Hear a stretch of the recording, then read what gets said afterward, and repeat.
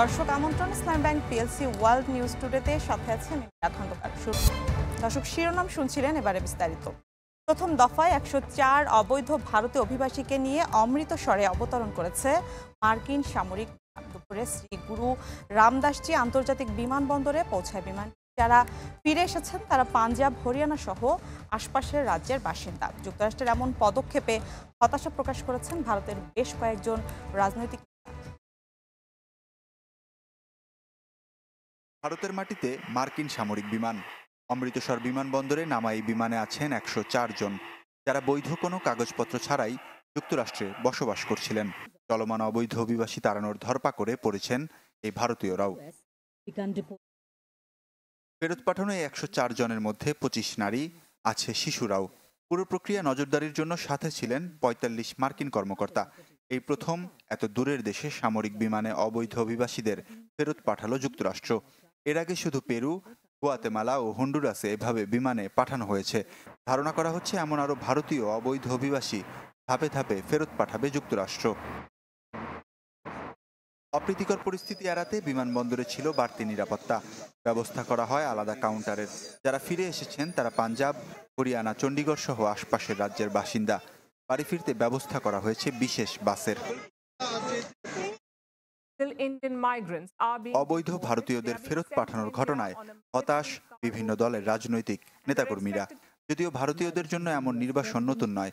২০২৪ সালে হাজারের বেশি ভারতীয়কে যুক্তরাষ্ট্র থেকে চার্টার্ড ও বাণিজ্যিক ফ্লাইটে ফেরত পাঠানো হয়। এদিকে সামরিক বিমানে হাতকড়া পরিয়ে কিউবার গুয়ান্তানামো বেতে অবৈধ অভিবাসীদের ফেরত পাঠানো হয়েছে। ডোনাল্ড ট্রাম্প আগেই কুখ্যাত গুয়ান্তানামো বেতে পাঠানোর ঘোষণা দিয়েছিলেন। আফগান যুদ্ধবন্দীদের গুয়ান্তানামো বের কারাগারে নিয়ে নির্যাতনের নিন্দার ঝড় উঠেছিল বিশ্বজুড়ে।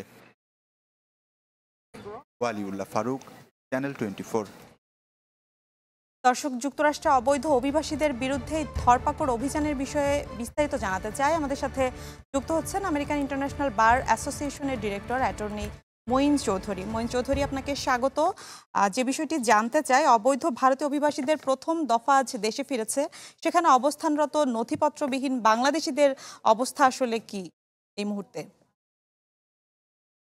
খন্দকার, আমি যে কথাটা সবসময় বলে থাকি, এইখানে অবৈধ দুই প্রকারের। প্রথম হচ্ছে যারা অলরেডি রিমুভাল অর্ডার যাদের নামে পেন্ডিং আছে, তাদের কিন্তু আর জাজকে দেখার সুযোগ নাই। কেউ হয়তো ২০০৫ সালে, ১৯৯৯ সালে, ৯৫ সালে ডিপোর্ট হয়ে গেছে। They should leave the country anyways.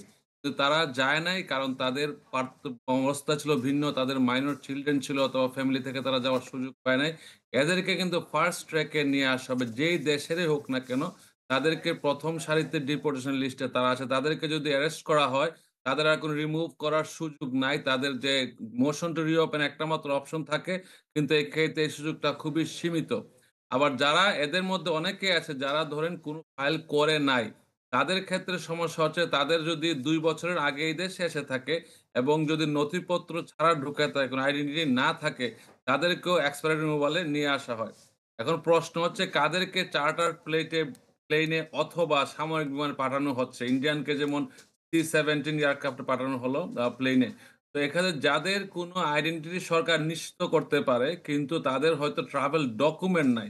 একটা দেশে যেন বাণিজ্যিক ফ্লাইটে কাউকে পাঠাতে হলে অবশ্যই একটা ট্রাভেল ডকুমেন্ট লাগে, কারো পাসপোর্ট লাগে। কিন্তু যাদের এই ধরনের কাগজপত্র নাই, কিন্তু আমেরিকান সরকার নিশ্চিত হয়েছে যে সেই দেশের নাগরিক, তার বার্থ সার্টিফিকেট বা কোনো একটা ডকুমেন্ট দিয়ে, তখন তারা তাদের সামরিক বিমানে ওই দেশের সাথে যেই সব কূটনৈতিক রিলেশনের ভিত্তি করে তাদেরকে পাঠানো হয়। কিন্তু যদি কোন দেশ নিতে না চায়, তখন দেশের সাথে আমেরিকার কূটনৈতিক সম্পর্ক একটু টানাপোড়েন চলবে। আমেরিকা, আপনারা জানেন, এইবার ডোনাল্ড ট্রাম্প যে প্রতিশ্রুতি দিয়ে এসেছে এবং যেই প্রতিশ্রুতি অনুযায়ী কাজও করছে, সেইভাবেই সে আ চালিয়ে যাচ্ছে। এবং ইন্ডিয়ানদের কথা বলেন, বাংলাদেশী অনেকেই আছে। একটা জরিপে দেখা যায় যে মোর দ্যান ৮,০০০ এর উপরে আছে যারা অলরেডি ডিপোর্টেশন অর্ডার পেন্ডিং।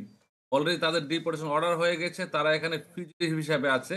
তাদেরকে সরকার যখন ধরবে তখনই পাঠিয়ে দিতে পারে। এই ক্ষেত্রে তাদের উচিত হবে সতর্কতা অবলম্বন করা এবং নিকটবর্তী পরিবারের কাউকে বলে রাখা তার এই সমস্যাটা আছে, এবং প্রয়োজনে অ্যাটর্নির সাথে যোগাযোগ করতে পারে। আর যাদের ধরেন কোনো ডিপোর্টেশন নাই, তাদের উচিত এখনই কোনো অ্যাটর্নির সাথে কথা বলা, তাদের পরবর্তী পদক্ষেপ নিশ্চিত করার জন্য। জি, মঈন চৌধুরী, সেখানে অবস্থানরত বাংলাদেশিদের কথা আপনি বলছিলেন। আরেকটি বিষয় ছোট করে জানতে চাই, সেটা হচ্ছে স্টুডেন্ট ভিসায় যারা যাচ্ছেন সেখানে কেউ হয়রানির শিকার হচ্ছে বলে জানা গেছে। তাদের আসলে কি সতর্কতা মেনে চলা উচিত বা আপনাদের কি পরামর্শ তাদের প্রতি? ধন্যবাদ। স্টুডেন্ট ভিসায় যারা আসে আমি তাদেরকে অনুরোধ করব তারা যেন নিজে তাদের ফর্ম ফিল আপ করে এবং তারা যেন অন্যের সহায়তা নিতে পারে। কিন্তু তারা যেন ডিটেইলসটা জানে। কোথায় যাচ্ছে, কার কাছে যাচ্ছে, কোন ইউনিভার্সিটিতে যাচ্ছে, কত টাকা পেমেন্ট করেছে এবং কিভাবে সে আসছে এখানে।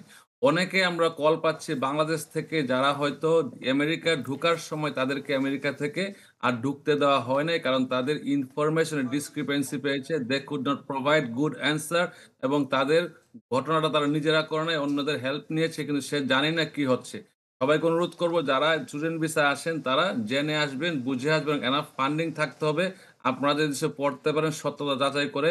এয়ারপোর্ট কিন্তু সত্যতা যাচাই করবে কাস্টমস এনফোর্সমেন্ট। না যদি সত্যতা যদি যাচাই করে আপনাদের মিথ্যা প্রমাণিত হয়ে বোঝা যায় যে আপনার সন্দেহ করে তখন আপনাকে ফেরত পাঠাতে পারে অথবা এই দেশে ডিটেনশনে দিতে পারে।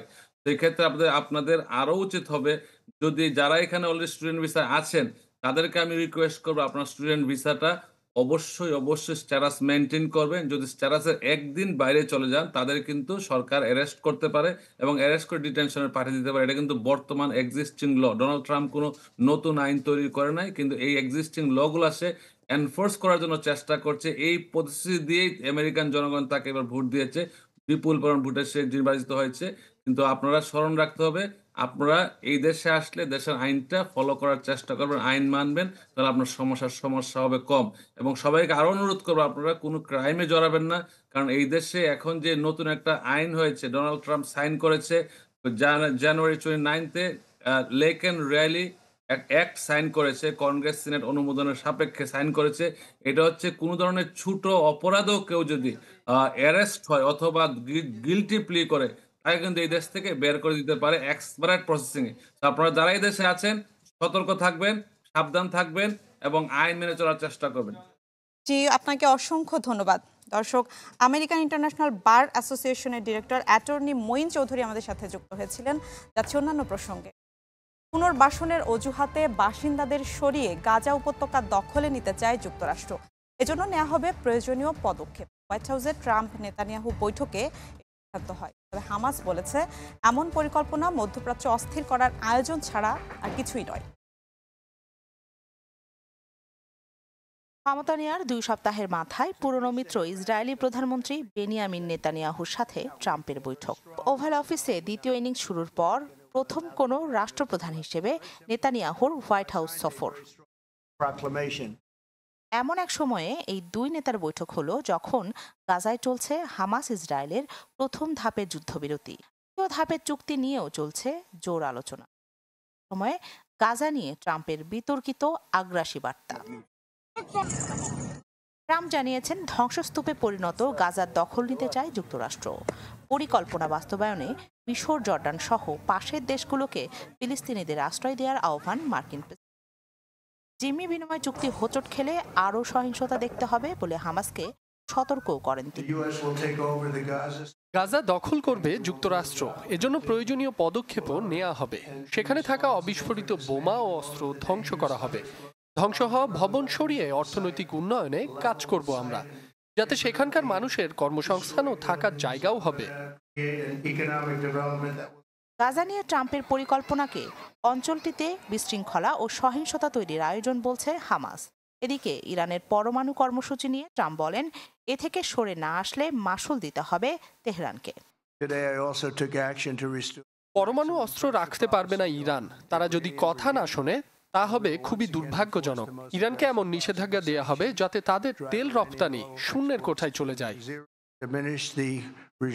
ট্রাম্পের সাথে সুর মিলিয়ে নেতানিয়াহু হুঁশিয়ারি দেন গাজা থেকে হামাসকে উৎখাতের।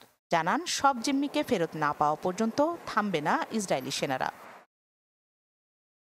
গাজা খালি করার বিষয়ে ট্রাম্পের পরিকল্পনার সাথে মধ্যপ্রাচ্যের বর্তমান বাস্তবতার কোনো যোগসূত্র নেই বলে মন্তব্য রাজনৈতিক বিশ্লেষকদের। তারা বলছেন, জর্ডান, মিশর ও আরব দেশগুলো সাড়া না দেয়ায় ট্রাম্পের পরিকল্পনা বাস্তবায়ন সহজ হবে না।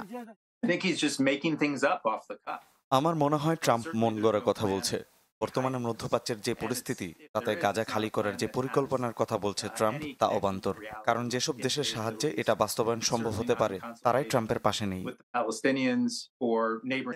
ট্রাম্প নেতানিয়াহুর বৈঠকে সৌদি আরবের সাথে ইসরায়েলের সম্পর্ক স্বাভাবিক করার বিষয়েও হয় আলোচনা। প্রতিক্রিয়ায় সৌদি আরবের পররাষ্ট্র মন্ত্রণালয় এক বিবৃতিতে জানায়, ফিলিস্তিনের রাষ্ট্র প্রতিষ্ঠা না হলে ইসরায়েলের সাথে সম্পর্কের উন্নয়ন হবে না। রাখি জেসমিন, চ্যানেল 24। দর্শক, ইসলামী ব্যাংক পিএলসি ওয়ার্ল্ড নিউজ টুডেতে নিচ্ছে একটা বিরতি, ফিরছে একটু পর, সাথেই থাকুন। আবার আমন্ত্রণ ইসলামী bank PLC world news today. Gaza দখল নিয়ে ডোনাল্ড ট্রাম্পের আগ্রাসী নীতি ঘিরে ফের অস্থিতিশীল মধ্যপ্রাচ্য। ভূমি থেকে এক চুলও না সরার প্রত্যয় ফিলিস্তিনিদের। গাজা দখলের মার্কিন নীল নকশাকে নস্যাৎ করে দেওয়ার হুমকি হামাসের। তার ঝড় বইছে আন্তর্জাতিক মহলেও। 15 মাসের যুদ্ধ শেষে নিজ ভিটেমাটিতে ফিরলেও যেন স্বস্তিতে নেই অসহায় ফিলিস্তিনিরা। মার্কিন প্রেসিডেন্ট ডোনাল্ড ট্রাম্পের আগ্রাসী মন্তব্য ঘিরে আবার তা হারানোর শঙ্কায় হাজারো ফিলিস্তিনি। যদিও ট্রাম্পের সাম্রাজ্যবাদী মনোভাবের কাছে হার মানতে রাজি নয় তারা। পুরো বিশ্বকেই ট্রাম্প দখলে নিতে চায়, নিজের সাম্রাজ্য প্রতিষ্ঠা করতে চায় সে। আমরা তা হতে দেব না। ঐতিহাসিকভাবে এই ভূমি ফিলিস্তিনিদের। আরব দেশগুলোকে এর বিরুদ্ধে অবস্থানের আহ্বান জানাই। ধ্বংসস্তূপে পরিণত গাজার দখল নিতে চায় যুক্তরাষ্ট্র। নেতানিয়াহুর সাথে বৈঠকে তার এমন পরিকল্পনা নিয়ে অস্থিরতা দেখা দিয়েছে গোটা মধ্যপ্রাচ্য জুড়ে। বিরোধিতা জানিয়েছে লেবানন, ইয়েমেন, সৌদি সহ বেশ কয়েকটি দেশ। এ নিয়ে কয়েক দফা বৈঠকও করেছে দেশগুলো। গাজাকে অস্থিতিশীল করতেই ট্রাম্পের এমন পরিকল্পনা, বলছে ফিলিস্তিনি কর্তৃপক্ষ। নিজ ভূমি থেকে এক চুলও না সরার প্রত্যয় তাদের। যুক্তরাষ্ট্রের এমন চাওয়া কোনোদিন পূরণ হবে না। ফিলিস্তিনিরা তা প্রত্যাখ্যান করেছে। আন্তর্জাতিক আইন অনুযায়ী এটা ফিলিস্তিনিদের ভূমি। আমাদের ভূমি আমরা কোনোদিন ছাড়ব না।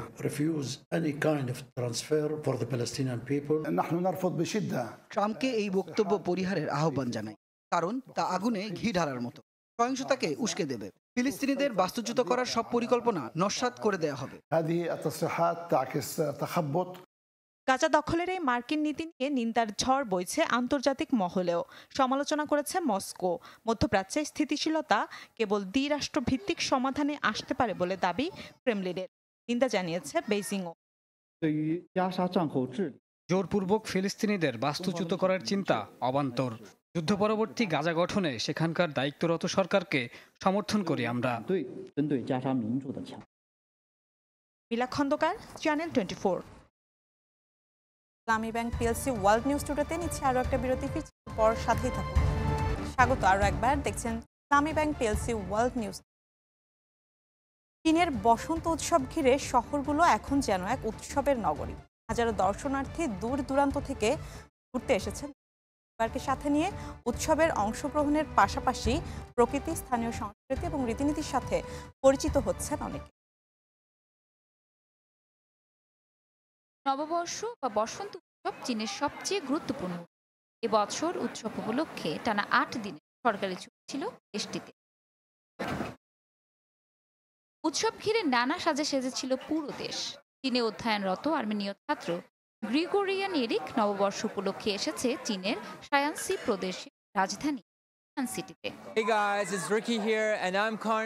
স্থানীয়দের সাথে কথা বলছেন, উপভোগ করছেন লোকাল সব খাবার, ক্যামেরা হাতে বন্দি করছেন চীন ভ্রমণের প্রতিটি মুহূর্ত। এক পরিসংখ্যানে দেখা যায় বিদেশি প্ল্যাটফর্মগুলিতে প্রায় 90,000 ভ্রমণ ভিডিও 1 বিলিয়নেরও বেশি। বিশেষ করে চীনা নববর্ষের ভিডিওগুলো বেশি জনপ্রিয়তা পেয়েছে। ব্যস্ত শহরগুলির বাইরে প্রকৃতি সমৃদ্ধ এবং পরিবার নিয়ে ঘুরতে যাওয়ার গন্তব্যগুলো এবছর বেশি জনপ্রিয়তা পেয়েছে। পূর্ব চীনের ফুচিয়ান প্রদেশের মিটি কাউন্টিতে রং বেরঙের পাখির মেলা বসেছে, যা দেখতে বাচ্চা সহ বহু বিদেশি দর্শনার্থী হাজির হয়েছে। রাশিয়ার সীমান্তবর্তী উত্তর পূর্ব চীনের হেইলংচিয়ং প্রদেশের সুইফেনহ শহরে একদল রাশিয়ান শিশু রঙিন পাখা তৈরি করে চীনা সংস্কৃতিতে অংশগ্রহণ করেন। এবছরে বসন্ত উৎসব দেখতে অন্যবারের তুলনায় অনেক বেশি সংখ্যক বিদেশি পর্যটক এসেছেন। ব্যস্ত নাগরিক এলাকা থেকে শুরু করে নিরিবিলি গ্রামীণ এলাকা, ঐতিহ্যবাহী রীতিনীতি থেকে শুরু করে আধুনিক নগর জীবন, দিন বরাবরই দর্শনার্থীদের ভিন্ন রকম অভিজ্ঞতা দিয়ে থাকে। Chinese New Year, Senior Kyla! নববর্ষ ছুটির আমেজ ছড়িয়ে পড়েছে দেশ জুড়ে। সেই সাথে ভ্রমণকারীরা যোগ দিয়েছেন চীনা নববর্ষে শুভেচ্ছা ভাগ করে নিতে। দর্শক, এই ছিল আজকের ইসলামী ব্যাংক পিএলসি ওয়ার্ল্ড নিউজ। এতক্ষণ সাথে থাকার জন্য